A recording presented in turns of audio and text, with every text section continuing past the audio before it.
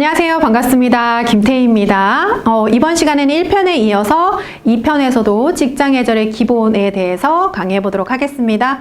1편에서는 인사, 악수, 명함 수수에 대해서 안내를 해드렸는데요. 이번 시간에는 상석, 호칭, 보고 등 또 기본적인 매너에 대해서 살펴보도록 하겠습니다. 가장 먼저 상석에 대해서 알아보도록 할 텐데요. 퀴즈로 함께 풀어보도록 해요. OX 문제입니다. 네, 이제 익숙하시죠? 네, 출입문에서 가장 가까운 것이 상석이다. O일까요? X일까요? 네, 두 번째, 자동차를 탈 때는 상사가 먼저 탈까요? 자, 세 번째는 상사가 직접 운전할 때 옆좌석에 나란히 앉는다. 맞을까요? 나란히 앉으면 안 되는 거 아닌가? 라는 생각이 드시나요? 공개하겠습니다. 정답은 XOO입니다. 함께 살펴보면요. 출입문에서 가장 먼 곳이 상석이다? 가장 가까운 곳이 상석이다? 뭐가 맞을 것 같으세요? 당연히 출입문이라고 하면은 아무래도 사람들이 왔다 갔다 하는 장소잖아요. 그러면 가까운 곳이라기보다는 가장 먼 곳이 상석이 되겠죠? 그리고 자동차를 탈 때는 상사가 먼저 타는지 내지는 상사가 직접 운전할 때 옆좌석에 나란히 앉아야 되는지는 뒤편에서 상황에서 조금 안내해 드리도록 할게요. 이 사진을 한번 볼게요. 회의실 풍경인데요. 사진을 한번 보자면 출입문이 보이고요. 그 다음에 창문이 보이고요. 그리고 여기 지금 스크린이 보이시나요? 네, 스크린이 있습니다. 그리고 앞에는 많은 의자들이 있습니다. 여기서 과연 상석은 어디일까요, 여러분? 고민이 됩니다. 어디가 상석일까요? 네, 맞습니다. 여기가 상석이에요. 네, 여기가 1번이에요. 왠지 아시겠죠? 출입문에서 가장 먼 곳이 상석입니다. 그리고 이왕이면 스크린이 정면에서 가장 잘 보이는 곳이 상석입니다. 그 왜 기억나세요? 진열정님의 완벽한 하루? 그분은 어떻게 앉으셨다 그러셨어요? 신입 직원의 열정을 보여드리기 위해 스크린이 가장 잘 보이는 정면에 앉으셨잖아요. 그분의 완벽한 하루가 아니었던 걸 지금 알게 되셨죠? 그리고 그러면 1번에 오른쪽 왼쪽 어디가 2번 3번일까요? 어디가 2번 3번일 것 같아요? 오른쪽 왼쪽 손가락으로 이렇게 한번 가르쳐 보세요. 어딜까요? 네, 맞습니다. 2번은 오른쪽, 3번은 왼쪽이 됩니다. 왜냐하면 자, 출입문에서 가장 먼 자리가 보통 상석이고요. 창가가 있어서 경치와 전망이 잘 보이는 것이 상석입니다. 생각했을 때 당연하게 1번 자리가 상석이 되고 2번, 3번으로 생각했을 때는 2번이 상석이 되겠죠? 2번이 아무래도 풍경이 잘 보이잖아요. 그렇게 생각하시면 되고요. 간혹 가다가 레스토랑일 경우, 식당일 경우에는 웨이터가 의자를 빼주는 곳이 상석이 되기도 합니다. 왜 우리 드라마 같은 거 보면 상석을 가장 잘 표현해 놨거든요. 드라마 한 번쯤 보셨죠? 그런데 보면 대표님이나 실장님이 나오는 드라마들 있잖아요. 대부분은 다 스크린에서 가장 멀리 있지만 스크린이 정면에서 가장 잘 보이는 자리에 앉아 계세요. 네, 드라마를 보시면 정말 이해가 잘 되실 거예요. 그리고 경치가 되게 잘 보이고, 그리고 간혹 가다가 식당 같은데, 고급 레스토랑 같은데 보시면 웨이터가 이렇게 자리를 빼주잖아요. 회장님들 자리는. 그 자리가 바로 상석 자리다라고 생각하시면 돼요. 그러면 우리가 승용차를 탈 때는 어떻게 될까요? 승용차를 탈 때는 이렇게 됩니다. 자가 운전자가 있을 경우랑 운전자가 따로 있을 경우를 생각하시면 되는데요. 이거는 운전자가 있을 경우, 즉 외부 직원, 외부 사람이라고 생각하시면 돼요. 가령 택시 탈 때 기사가 따로 있는 경우라고 생각하시면 되겠습니다. 그럴 때 1번은 어디냐면 이렇게 한번 짚어보세요. 어디가 1번일까요? 의자가 4군데가 있는데 4군데 다 1번 같죠? 자, 여기가 바로 1번입니다. 맞아요. 쉽게 맞추셨나요? 왠지 아시죠? 이 운전자가 미러를 통해서 뒤에 계신 분이 상황이 어떤지, 상태가 어떤지 잘 체크할 수 있는 자리가 바로 저 1번 자리입니다. 그래서 사선으로 되게 잘 보이잖아요. 근데 만약에 운전자 바로 뒷자리 같은 경우에는 본인 때문에 뒷사람이 잘 안 보이거든요. 그래서 사선으로 되어 있는 1번 자리, 이 자리가 상석이다 라고 생각하시면 되고요. 2번 자리는 그 다음으로 편한 자리고요. 근데 여기서 헷갈리는 게 있어요. 3번, 4번이 헷갈려요. 뭐냐면 과연 운전자 옆에 있는 자리일까요? 아니면 1번, 2번 사이가 상석일까요? 어디가 상석일까요? 맞아요. 운전자 옆일까요? 되게 중요합니다. 알려드릴게요. 여기가 3번이고요. 여기가 4번이에요. 헷갈리셨죠? 선생님, 4번이 더 편한 자리가 아닌가요? 3번은 좀 불편한 자리잖아요. 라고 생각하실 수 있어요. 그런데 우리가 4번 자리를 생각할 때는 어떻게 보시면 되냐면, 왜 TV 드라마 같은 거나 뉴스 같은 거 보시면 4번에 누가 타시는지 아세요? 맞아요. 비서분들이 많이 타요. 그래서 4번 자리는 대부분 비서 자리라고 생각하시면 될 것 같아요. 그래서 3번이 보통 다 뒷자리가 보통 상석으로 표현되는데요. 근데 우리 그건 알잖아요. 3번보다는 4번 자리가 편하다는 걸 알잖아요. 그래서 4번에 계시는 분이 센스를 발휘해야 돼요.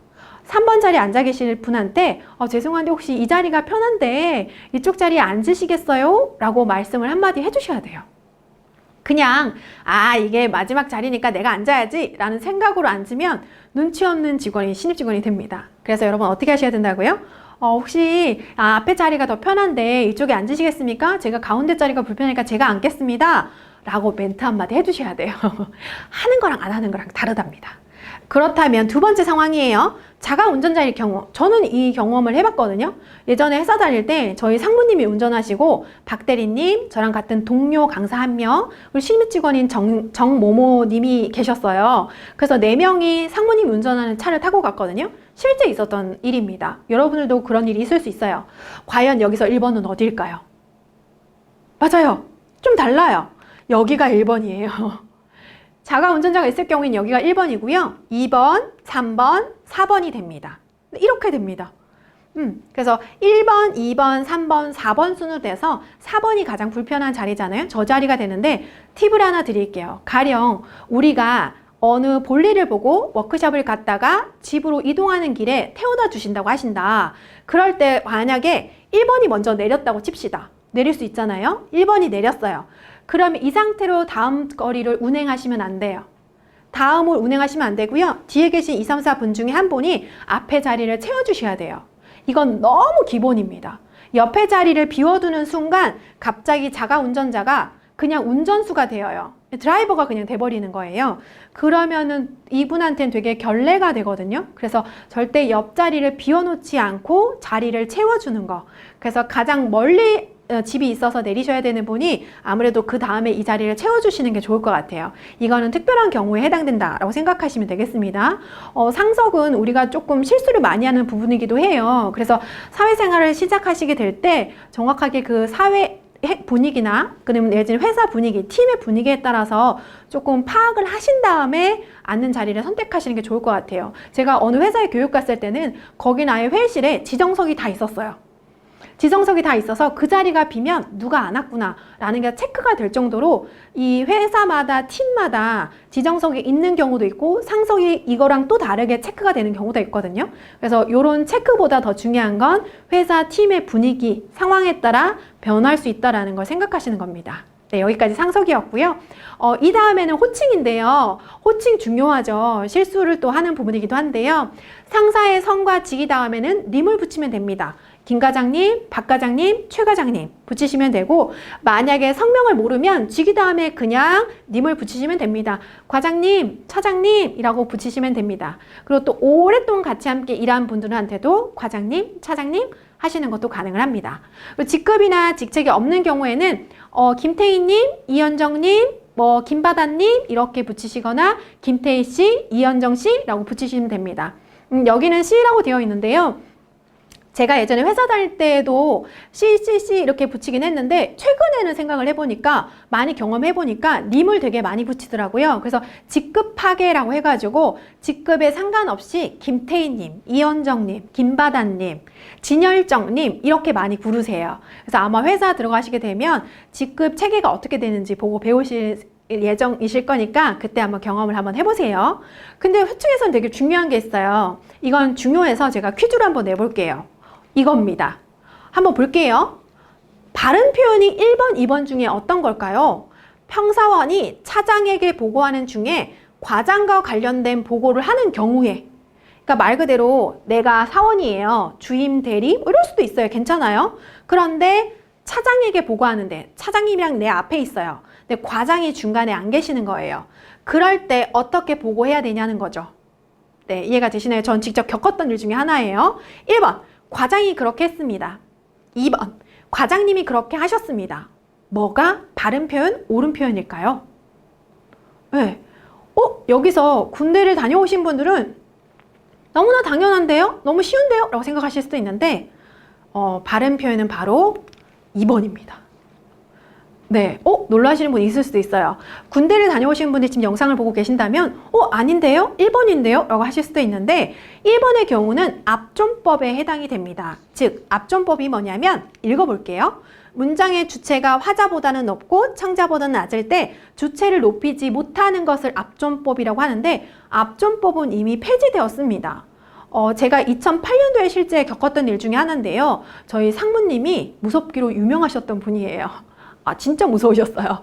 그리고 그 밑에 팀장님이 계셨는데 상무님이 전화로 팀장님을 찾으셨는데 팀장님이 부재 중이셨어요. 그래서 제가 그때 당시에도 이런 강의를 하고 있었는데 신입직원 교육을 하고 있었는데 뭐라고 그러셨냐면 이 땡땡 팀장 어디 갔어? 라고 하셨는데 제가 이 땡땡 팀장님 안 계십니다. 부재 중이십니다. 라고 했더니 막 혼을 내시면서 아니 너 나한테 지금 이 팀장을 높이는 거야? 라고 되게 큰 화를 내셨습니다. 지금 저는 부드럽게 얘기한 건데 실제로는 더 크게 화를 내셨거든요. 근데 그 상황에서 제가 물론 이걸 알고 있었습니다만 상무님이 틀리셨는데요? 라고 하지 못했습니다. 네, 저는 하지 못했어요. 상무님이 너무 완강하신 분이시기도 하셨고 그때 당시에는 옳고 그름보다 상무님의 의견이 더 중요했거든요. 근데 이게 알고 하는 거랑 모르고 하는 거랑은 차이가 있잖아요. 그래서 앞쪽보면 실제로 지금 현재도 군대 내에서는 쓰고 있기는 합니다. 하지만 그건 군대 내용이고요. 일반적으로 사회생활에서는 압존법을 쓰지 않습니다. 그래서 과장님이 그렇게 하셨습니다가 바른 표현, 옳은 표현입니다. 이건 역사적인 문제와 관련이 있기 때문에 이렇게 표현하시는 게 좋은데 단 물론 이걸 아직 모르시는 상사분이 있을 수도 있습니다. 이제 그럴 때는 상황에 맞게 하긴 하시는데 다행스럽게도 5년 전부터 신입 직원이나 인턴 교육을 할 때 정말 많이 다뤄지는 부분이어서 많이들 알고 있긴 해요. 근데 웃긴 게 신입 직원이나 인턴분들은 오히려 아시는데 직급이 높으신 분들이 모르시는 분들도 있어요. 그래서 마찬가지로 여러분은 대비하셔야 돼요. 앞으로 경험이 많아질 거고 직급이 올라갈 건데 그때 실수하면은 이거는 사실 기본적인 매너라고 생각하기 때문에 앞에서 바로 얘기하기가 좀 못하거든요. 저처럼요. 그래서 여러분들은 미리미리 사전에 숙지하셔서 좀 상대방으로 하여금, 후배들로 하여금, 후임들로 하여금, 내지는 밑에 부하 직원들로 하여금 이런 실수를 하시는 경우가 없기를 바라겠습니다. 네, 여기까지는 호칭이었고요. 그 다음에는 최근에 가장 많은 의뢰를 받는 것 중에 하나인데요. 바로 이메일 사용법입니다. 실제로 대학교 내에서 교수님들께서도 많이 수업을 요청하는 것 중에 하나가 이메일 사용법인데 사회생활에서는 더하죠. 그래서 제가 작년, 재작년에 신입직원 교육할 때 가장 많이 받았던 교육 요청 중에 하나이기도 합니다. 우리 직원들이 이메일 쓰는 법을 몰라요. 근데 여러분 의아하시죠? 아니 이메일은 누구나 다 쓸 수 있는 거 아닌가요? 라고 생각하잖아요. 저는 학교 다닐 때도 평상시에 교수님한테 이메일 썼었어요. 라고 하시지만 사회에는 엄연히 이메일 쓰는 규칙이라는 게 있습니다. 이건 아름아름 누구나 다 지키고 있는 것 중에 하나인데요. 제가 짚어드리도록 할게요. 어떻게 하는 걸까요? 첫 번째, 제목은 핵심만 간단히 합니다. 요즘에 여러분 그런 경우 있어요. 안녕하세요, 홍길동입니다. 이메일 제목이 이런 경우도 있어요. 안녕하세요, 김태희입니다. 안녕하세요, 교수님. 이런 경우도 있잖아요. 그거는 이메일 제목이 아닙니다. 이메일을 보낼 때는 제목에 내가 이 메일의 용건이 어떤 건지를 드러내게끔 쓰는 게 가장 중요한 포인트예요. 그래서 보시면은 샘플입니다. 예시라고 생각하시면 돼요. 사전 준비 자료 전달의 건, 내지 밑에 보시면 그룹 세미나 확정의 건이라고 해가지고 예시문입니다. 이렇게 간단하게 메일 내용이 어떤 건지를 사전에 제목을 통해서 알리는 것이 중요해요. 예를 들어서 이런 거죠. 땡땡땡 주요 관련의 문의건 내지는 신입사원 교육 안내의 건 이렇게 하는 게 보편적이에요. 여러분 이제는 안녕하세요 교수님, 안녕하세요 홍길동입니다. 이거 이렇게 하시면 안 돼요. 아셨죠? 그리고 또 하나 팁은 이겁니다. 바로 말머리를 달아주는 건데요. 요청, 협조, 공유, 중요, 긴급, 필독 이런 말로 들어보셨어요? 회사 다니는 분들은 대부분 그런 걸 말머리를 달게 되는데요. 이렇게 지금 보시면은 샘플입니다. 요청사항이라고 해가지고 이건 내가 뭔가 해줘야 되는 거구나 라고 생각하시면 돼요. 가령 긴급이나 중요가 있는데요. 중요보다 더 긴급한 걸 긴급이라고 하잖아요. 그래서 긴급 같은 경우에는 빨리빨리 1시간 이내 30분에 해결해줘야 되는 내지는 최대 하루 이내 해결해줘야 되는 답변해줘야 되는 사건이라고 생각하시면 됩니다. 그래서 말머리를 달아주면 상대방으로 하여금 이 메일에 처리 속도에 대해서 알려주는 거기 때문에 중요하게 체크해 볼 수 있는 내용이기도 합니다. 여러분 꼭 기억하세요. 기본적으로 중요합니다. 다음 것도 안내해 드릴게요. 그리고 본문을 구성할 때는 이렇게 3단 구성을 많이 하는데요. 첫인사, 업무 내용, 끝인사로 나눠진다라고 생각하시면 돼요. 그래서 구성을 잠깐 보시면 샘플입니다. 자, 안녕하세요. 어디에 누구입니다. 자, 내용 전달하고요. 감사합니다. 누구 드림이라고 씁니다. 그래서 기본적으로 그 첫인사, 전달 내용, 끝인사라고 생각하시면 돼요. 샘플 하나 더 보여드릴게요. 자, 이건 제가 썼던 예시인데요. 네, 저는 이 메일을 받으신 분과 굉장히 오랫동안 일을 같이 함께 했고 개인적인 친분도 있으신 분이에요. 그래서 안녕하세요 차장님이라고만 해도 돼요. 원래는 성함도 같이 쓰겠죠? 안녕하세요 차장님이라고 했고요. 관련 내용을 썼고 그리고 마지막으로는 소중한 인연에 고맙습니다. 김태희 드림이라고 했습니다. 이렇게 첫인사, 업무 내용, 끝인사 순으로 하면 되는데 저는 이 소중한 인연에 고맙습니다 라는 멘트를 늘 이 맨 끝에다 써요. 소중한 인연에 감사합니다 하지 않고 고맙습니다 라고 했는데 요게 내용이 왜 그렇게 썼는지 궁금하시다면 커뮤니케이션 시간에 알려드리니까 그때 참고하시면 되겠습니다. 이렇게 3단 구성을 하시면 가장 예쁘게 전달해 드릴 수 있을 거예요. 그리고 마지막으로 요거 잠깐 보시면 이 서명을 입력하실 수가 있어요. 메일 내 환경 설정에 들어가시면 본인이 어떠한 사람인지 우리 명함 수수 배웠잖아요. 명함이 나오면 이렇게 등록하셔서 개인의 정보를 전달하실 수 있습니다. 상대방이 가끔 내 메일 주소나 아니면 핸드폰이나 팩스 번호를 궁금할 때가 있거든요. 그럴 땐 이렇게 명함을 입력하셔서 바로바로 내 개인적인 정보에 대해서 안내를 받고 연락을 취할 수 있도록 하는 것도 센스 중에 센스겠죠? 네. 그리고 종합해서 보여드릴게요. 전체 정리입니다. 이렇게 들어갈 것 같아요. 자, 김태희 강사님 안녕하십니까? 이렇게 인사, 첫인사가 들어가고요. 기본적으로 전달 내용이 들어가고요. 그 다음에 끝인사가 들어가고요. 서명이 들어갑니다. 네, 그리고 첨부 파일까지 확인할 수가 있습니다. 전체 정리를 이걸로 하면 될 것 같아요. 메일 보내는 거 생각보다 규칙이 있죠?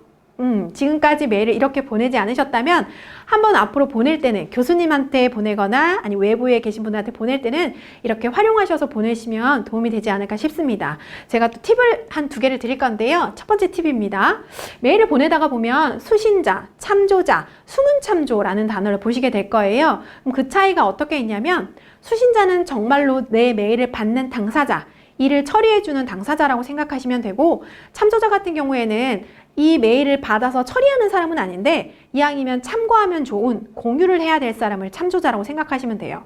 그러면 수문참조는 뭐냐면 수문참조는 이 메일에 드러내고 싶지 않은 하지만 그래도 꼭 알고 있어야지만 되는 상대방이 모르는 수문참조다라고 생각하시면 됩니다. 많이 활용하지는 않는데요. 가끔 필요한 경우가 있을 때가 있어요.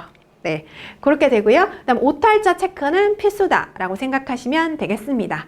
네, 이렇게 확인하시면 되고요. 이렇게 예시문도 같이 함께 확인하실 수가 있습니다. 그리고 제가 김태희 드림이라는 단어를 썼고 다른 분들도 드림이라고 인사를 하잖아요. 메일을 보통 쓰실 때 마지막 말로 배상, 올림, 드림 이렇게 3가지 중에 선택을 하시는데요. 저는 사실은 드림을 제일 많이 써요. 가장 보편적으로 나이나 어떤 관계적인 측면을 떠나서 서로가 존중할 때 사용하면 아주 딱 좋은 표현이거든요. 그래서 저는 이 드림이라는 표현을 주로 많이 활용을 하고 있습니다. 여러분들은 어떻게 쓰실지 한번 이번 강의를 통해서 한번 고민을 해보세요. 어떻게 쓰면 좋은지. 그래서 좀 최종 정리를 좀 메일에서 해드리자면 이모티콘은 공식적인 이메일은 사용을 자제합니다. 제가 얼마 전에 메일을 받았는데 처음 의뢰를 받은 학교거든요. 근데 저한테 이렇게 안녕하세요 김태희 강사님 하고 이렇게 눈웃음 표시 아시죠? 그걸 해서 보내시더라고요. 그래서 저는 이제 그분이 예의를 떠나서 저랑 전화도 몇 번 하시고 되게 친근감이 느껴진 분이어서 전 친근감 있게 느꼈는데 만약에 여러분 회사 내에서 공식적으로 클라이언트와 뭔가 업무를 협조하거나 회사 내부적으로 전체가 중요하게 봐야 되는 사항이라면 눈웃음 표시나 물결 표시 있죠. 이것도 굉장히 민감하게 받아들여질 때가 있거든요. 그래서 보통은 물결 표시나 눈웃음 표시는 공식적인 전체 사람이 봐야 되는 메일에는 표시하지 않습니다. 정말 상대방과 친근하게 이야기를 주고받아야 되거나 아니면 개인적인 이야기를 주고받는다면 사용이 가능하지만 공식적인 거에는 조금 고민을 해보셔야 될 거예요. 그리고 전화 한 통화를 해결할 수 있는 부분은 이메일로 하지 마라 라는 공식이 있는데요. 이게 왜 그러냐면 이메일을 보내면 간혹 가다가 전화나 문자보다는 확인이 늦는 경우가 있어요. 그럴 때는 긴급한 상황일 때는 그냥 전화 한 통화로 해결하는 게 빠를 수가 있습니다. 그리고 이건 하나의 팁인데 이메일을 보내시면요. 메일 보냈습니다 라고 꼭 멘트를 해주세요. 저도 이메일을 받을 때도 혹시 메일 보내시고 문자 한 통 부탁드립니다 라고 안내를 드리고 저도 문자 드리겠습니다 라고 하는 편이거든요. 그래서 꼭 이메일을 보낼 때는 확인을 부탁을 드리겠습니다. 그리고 이건 팁 중에 또 하나인데요. 메일을 쓰다가 보면 이렇게 칸이 가로로 되게 길어요. A4 용지보다 더 길게 느껴지거든요. 근데 그걸 가로로 끝까지 다 채워서 하시면 시안성이 떨어져요. 그러니까 눈에 잘 안 들어와요. 그래서 이렇게 가로 사이즈가 있으면 그거 반만큼, 때로는 그거 반보다 살짝 10% 정도 넘게까지만 작성하는 걸 추천해드려요. 그리고 행간을 나누시는 게 좋아요. 줄을 바꾸라는 거거든요. 너무 문장이 가로로 길어지면 읽는데 어렵고 헷갈리기도 해요. 그래서 이해를 빨리 하게끔 하기 위해서는 문장은 짧게 행간을 나누어서 작성하시는 것이 좋습니다. 제가 아까 샘플로 보여드렸던 것도 대부분 이 가로 길이가 길지 않았잖아요. 실제 주고받은 샘플 중에 하나인데 보시면 이해가 되셨을 거예요. 그리고 마지막으로 시간이 표시되지 않더라도 아무 때나 이메일을 보내지 않습니다, 여러분. 이게 되게 중요한 게 나는 새벽 2시나 3시나 1시나 보내도 상관이 없다고 생각하시지만 이 중요 메일 같은 경우에는 이런 메일 처리를 많이 하시는 분들은 메일 알람이 오게끔 설정해 놓으신 분들이 있으세요. 그럴 때는 진짜 새벽 2시, 3시에 수면을 방해할 만큼의 메일 소리가 들릴 때도 있거든요. 그래서 저는 이 업무 시간 외적이라고 한다면 한두 시간 정도 더 앞당겨서 늦게도 보낼 수 있습니다만 또 물론 특별한 경우에 늦더라도 보내주세요라고 하는 경우에는 할 수 있습니다만 이왕이면은 메일 시간도 지켜서 보내는 것이 가장 기본적이다라고 생각하시면 됩니다. 그리고 마지막으로 PDF 같은 경우에는 활용하시면 좋은 게 민감한 문서들이 있어요. 그럴 때는 상대방이 수정할 수 없게끔 PDF로 문서를 보내는 것도 하나의 팁이다라고 생각하시면 되겠습니다. 네, 여기까지인데요. 이메일은 기본적으로 진짜 2, 3년 동안 가장 많이, 작년에도 가장 많이 요청을 받았던 강의 중에 하나예요. 이게 비단 사회생활 인턴이나 신입직원들 뿐만이 아니라 실제로 대학교 내에서도 되게 중요하게 생각하시고 요청하시기도 하시거든요. 그래서 정말 중요한 거니까 꼭 아셨으면 하는 바람이 있고요. 실제로 또 많이 실수하는 것 중에 하나가 바로 SNS인데요. SNS는 개인적인 공간이기도 합니다만 개인적인 공간이 아니기도 합니다. 왜 우리 그 카카땡을 많이 쓰잖아요. 그래서 뭐 어떤 문서들은 카카땡으로 보내줘, 카카땡으로 보내드릴게요 라는 얘기도 하기도 하는데 이 보안이 걱정이 되기도 하고 중요 문서들은 보관들이 잘 안 되기도 합니다. 그래서 카카땡이나 이런 SNS를 활용해서 뭐 불가피하게 보내주세요, 보낼 때도 있겠습니다만 이런 거는 가급적 중요 문서나 전체가 확인해야 될 것들은, 오랫동안 보관해야 될 것들은 이메일을 활용하셔서 보내시는 게 좋고요. 또 이런 것도 있어요. 그 왜 팀마다, 회사마다 이렇게 카카땡 방을 만들잖아요. 단톡방을 만들잖아요. 그렇게 했을 때 상사분이 이모티콘을 친근감을 느껴지게끔 일부러 많이 쓰시는 경우도 있거든요. 그렇다고 해서 신입직원인 우리가, 인턴인 우리가, 실수생인 우리가 너무 그런 것들을 윗사람과 맞춰주기 위해서 이렇게 막 과하게 쓰기보다는 적절하게 선을 유지하는 게 좋을 것 같아요. 그래서 좀 분위기를 보셔서 하시는 거를 전 제안을 해드립니다. 요즘에 이러한 것들이 좀 친근함을 느껴지게끔 하긴 하는데 그 도를 넘어서, 선을 넘어서 무례함이 느껴질 때도 있거든요. 그래서 SNS는 친구들이랑 할 때, 개인적인 친분으로 할 때는 괜찮습니다만 공개적으로 할 때는 꼭 주의를 해주셨으면 좋겠습니다. 그리고 이 다음부터는 출근, 퇴근에 관련된 내용인데요. 근무 개시 10분 전에 책상에 앉아야 된다라는 기준이 있는데요. 실제로 근무 개시 10분 전이라고 한다면 이렇게 생각하시면 돼요. 회사 다닐 때는 8시까지 출근, 9시까지 출근이다 그러면 정말 9시에 딱 문 열고 들어오거나 8시에 딱 문 열고 들어오시는 분들이 있으세요. 뭐 학교 내에서는 물론 가능할 수 있습니다만 그렇지만 왜 우리 교수님들하고 강의를 들을 때도, 교수님들 강의를 들을 때도 너무 정시에 들어가면 되게 눈치가 보이잖아요. 회사는 더 그래요. 그래서 이왕이면 15분, 20분 전에 회사에 도착하셔서 약간의 정리를 끝내신 다음에 가령 뭐 커피를 드시거나 차를 드시거나 좀 근무할 수 있는 환경을 조성한 다음에 그날 해야 될 일을 생각한 다음에 10분 전에는 책상에 앉으시는 것이 훨씬 더 좋습니다. 아니면 너무 그 사람이 되게 긴급하고 급박해 보여요. 불안정해 보일 수가 있어요. 그리고 별표 5개, 아니에요. 별표 10개 할게요. 퇴근 준비를 슬그머니 미리 하지 않는다. 너무 중요해요. 진짜 회사 다닐 때 이것도 성향인데요. 막 10분, 20분 전에 가방을 슬그머니 싸고 막 책상 정리 막 하고 막 5분 전에 인터넷 컴퓨터 막 끄고 막 이런 분들이 있으세요. 진짜 그런 분이 있나요? 하시지만 있어요, 여러분. 있거든요. 그래서 슬그머니 준비하지 않는다. 그게 모를 것 같지만 다 티가 나요. 다 자기 과 일을 하고 있는 것 같잖아요. 그런데 저 사람이 책상 정리를 하는구나, 컴퓨터를 끄는구나, 이게 너무 티가 많이 나요. 공간이 그렇게 넓지 않답니다. 그래서 퇴근 준비를 슬그머니 하지 않는다. 저는 진짜 중요한 것 같아요. 별표 10개 치겠습니다. 그리고 보안을 위해서 책상을 깨끗하게 하고요. 다른 사람보다 먼저 갈 때는 몰래 가지 마세요. 먼저 가겠습니다. 내일 뵙겠습니다. 인사를 정중하게 하고 간다 하고 가세요. 몰래 가면 쟤 뭐지? 라는 생각이 들 수가 있어요. 그리고 지각과 조퇴 태도인데요. 지각은 절대 안 됩니다. 무단결근도 절대 안 됩니다. 무단결근과 지각은 절대 안 됩니다.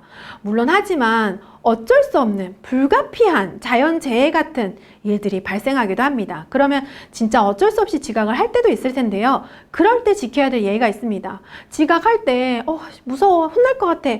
그래서 아예 연락을 안 취하시는 분들이 있어요. 그러면 안 돼요. 지각을 할 때는 반드시 사전에 연락을 해야 됩니다. 네, 늦잠 잘 수도 있죠.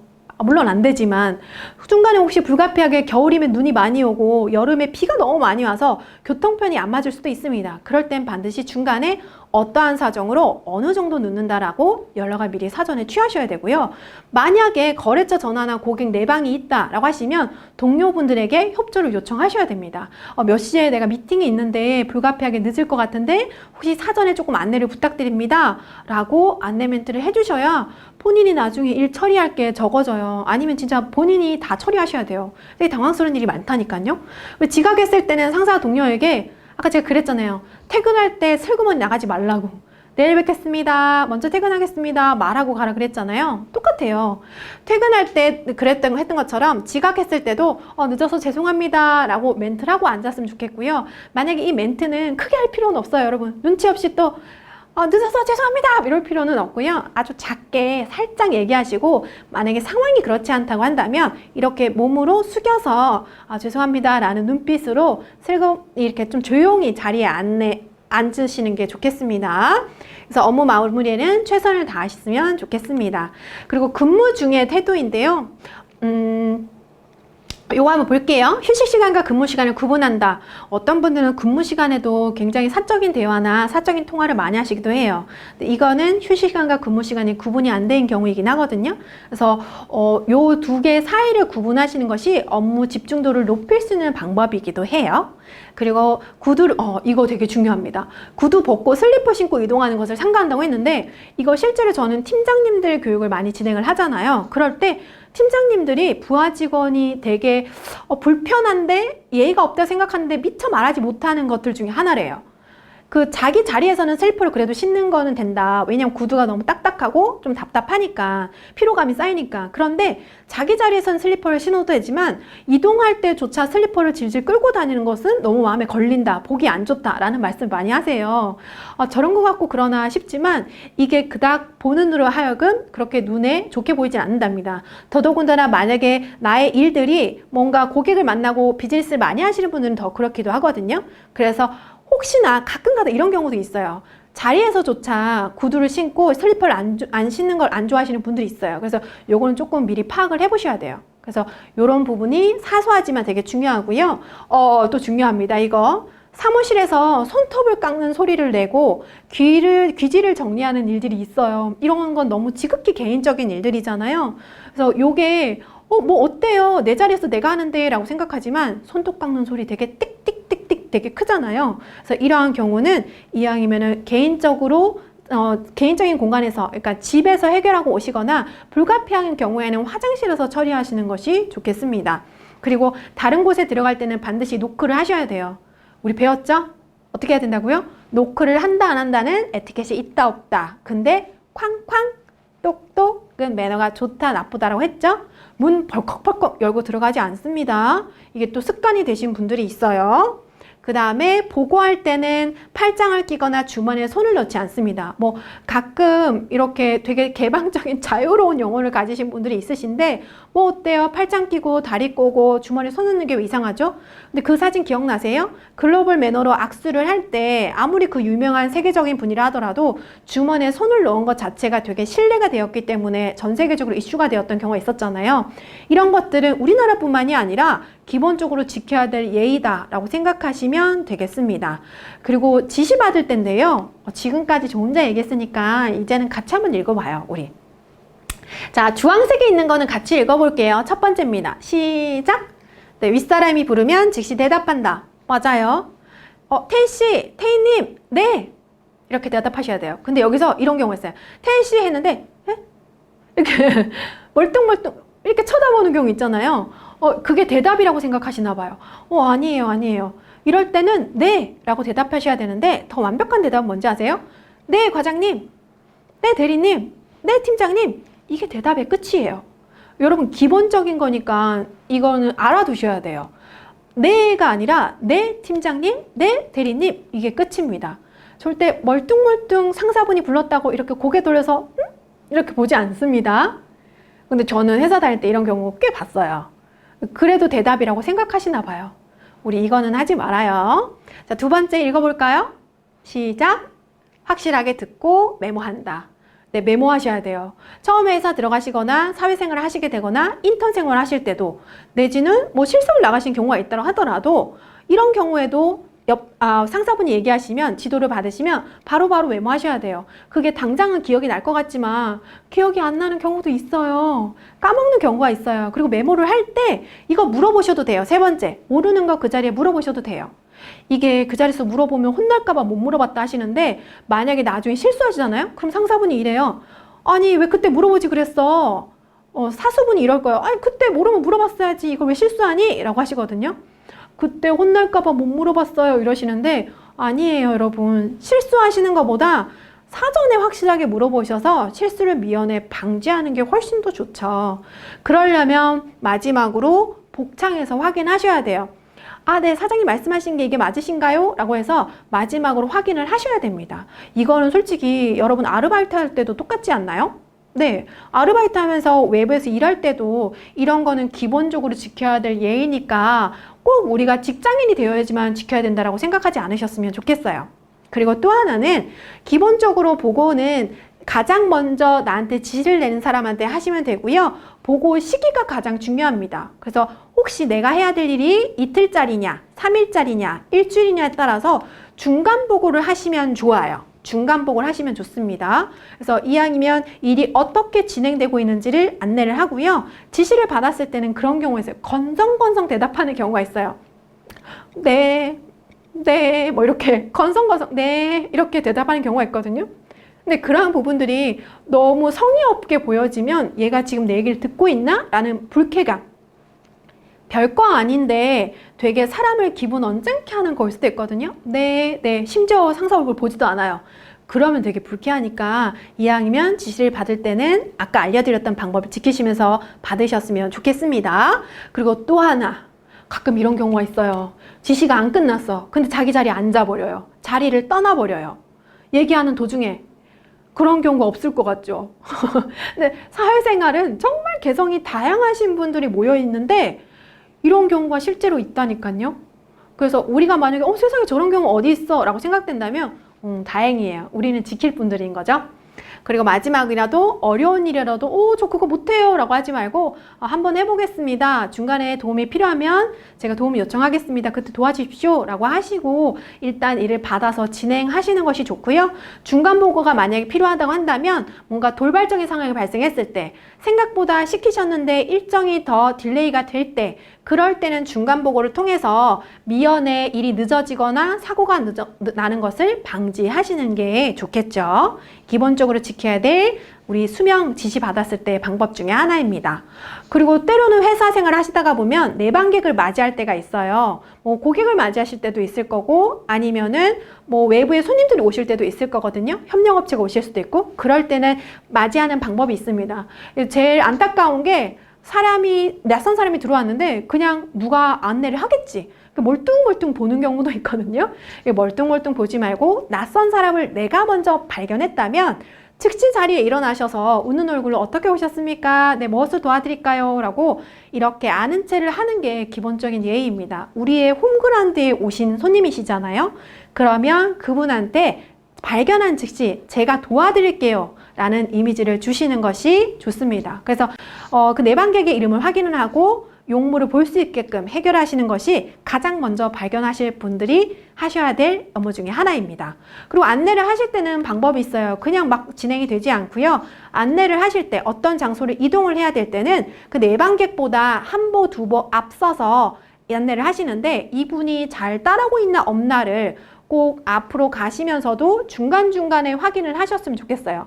자기만 주구장창 앞을 보고 가면 안 돼요. 잘 따라오고 계시는지를 확인을 하시면 되겠습니다. 자, 그리고 장소 중에는 엘리베이터, 계단 내지는 회전문이 있을 텐데요.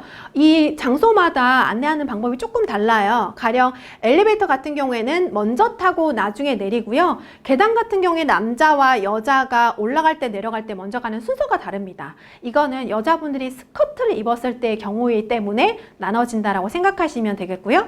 회전문 같은 경우에는 고객이 자동문일 경우에 먼저 지나가시고요. 수동문일 경우에 안내자, 즉 발견자, 내가 먼저 가서 문을 열어준다 라고 생각하시면 되겠습니다. 그리고 맞이나 방문할 때 보통 소개도 이루어지게 되는데요. 소개를 할 때도 순서가 있어요. 왜 우리 악수할 때도 명함 수수할 때도 순서가 있었잖아요. 기억나시죠? 네. 기억이 안 나시면 영상 다시 보셔야 돼요. 자, 기본 소개는 지위가 낮은 사람이 지위가 높은 사람을 높은 사람한테 소개를 해주는 겁니다. 그리고 연소자를 연장자한테 소개를 해주는 겁니다. 그리고 개인을 그룹한테 해주는 게 더 편하고요. 친한 사람을 새로운 사람한테 소개해준다라고 생각하시면 되겠습니다. 이러한 순서는 아마 자연스럽게 사회생활 하면서 터득하게 될 텐데 그렇게 자연스럽게 터득하려면 당연히 알고 있어야 되겠죠. 이렇게 맞이해서 소개하는 것까지 있지만 또 방문할 때도 있잖아요. 그래서 방문을 할 때 우리가 다른 곳에 새로운 곳에 방문을 할 때도 기본적으로 지켜야 될 예의가 있습니다. 가장 중요한 건 사전 예약이죠. 불시에 갑자기 그곳에 방문한다면 상대방도 당황하고 또 상대방이 없을 수도 있어요. 그래서 상식적으로 기본적으로 상대방이 지금 약속이 가능한지를 시간과 날짜를 정하시고 가시는 것이 좋고요. 그 다음에 방문 시에도 불쑥 그 장소에 들어가지 마시고 예약이 되어 있으니까 하고 들어가지 마시고 밑에서 로비에서 또는 1층에 사전에 도착하기 전에 네, 지금 제가 10분 전에 10분 후에 도착할 예정입니다. 내지는 로비에 도착했습니다. 라고 전화를 먼저 드린 다음에 문자를 먼저 드린 다음에 이제 건물 내부로 회사 내부, 팀 내부로 들어가시는 것이 좋고요. 들어가시기 전에는 용모복장을 단정하게 하는 것을 잊지 마십시오. 깨끗한 모습으로, 단정한 모습으로 그분을 맞이하시는 게 가장 기본이겠죠? 네, 여기까지 기본적으로 사회생활을 하면서 지켜야 될 매너에 대해서 알아보았는데요. 정말 단순하지만 우리가 지키지 않았을 경우에는 또 실수를 하게 되고 상대방한테 큰 결례가 되기도 합니다. 이런 기본적인 거일수록 몸으로 체득하는 게 중요한 거니까요. 영상을 보셨다면 다시 한번 되돌아가서 중간중간에 일어나셔서 실습도 하시면서 체득화하시길 바라겠습니다. 그럼 이상 마치겠습니다. 고맙습니다.